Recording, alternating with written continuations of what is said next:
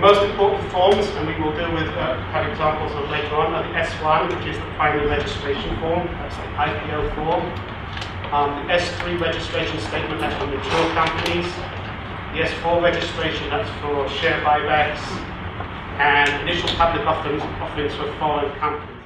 So the same thing, anything with an F stands for foreign. So the F3 is identical to the S3. F4, which we'll have a bit later, is equivalent to the S4. That's buybacks. The 424 is the prospectus. We're definitely going to cover that. And then we have, for the Securities and Exchange Act, the 10K, we'll cover that later on. 10Q for quarterly. 8K, which is announcements. 3, 4s, and 5s, which are insider trading forms. The 20F, which is, you should know, is a foreign annual report. 40F for Canadian companies.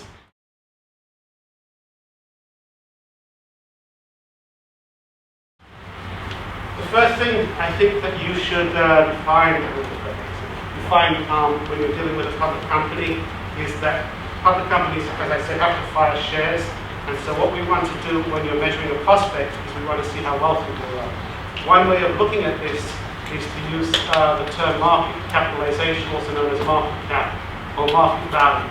Market capitalization cap is defined as the number of shares outstanding times the price of the shares. It can be characterized by many types of classes of securities, and we can find market cap for a company in SEC primary filings or clearly on secondary services like Yahoo, Big Charts, etc. So the next part is we have to look at the executive compensation package. So the first thing we deal with is the salary. That's usually pretty basic. You get a cash compensation package. Executives get a short-term incentive, that's a bonus. That's usually either 45% of the annual salary, and it can be offered biannually. But the largest part is the long-term incentive cash and stock. This is where most of the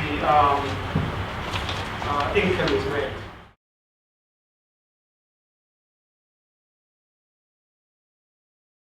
In the 1990s, just before the internet was developed, the SEC began to publish many of its filings, and it came up with a system called EDGAR, the Electronic Data Gathering and Retrieval System. It was very small, had a couple 100,000 documents, and there were only a few companies that basically tested the system out. IBM, DuPont, General Electric, General Motors. After a few years, the law, everybody had to file on EDGAR.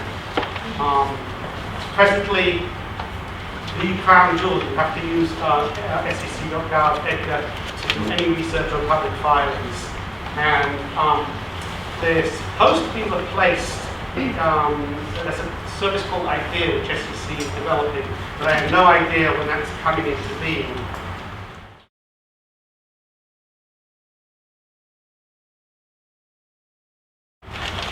SEC.gov is a primary database, but it's very cumbersome to use. It's hard to search. And I worked at a museum and I was looking around how I could teach various people how to search filings. So I found this database which you should all use, particularly if you don't have Thomson or Morningstar or Reuters or some kind of a private database called secdatabase.com. And it's very simple to use. You enter the company here. Let's take Facebook for example.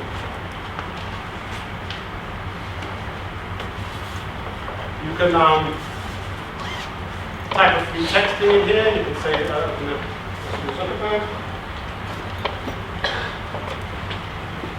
And then we can say, okay, we just want to have a look at all of his insider trading activities. So we go there, we hit search.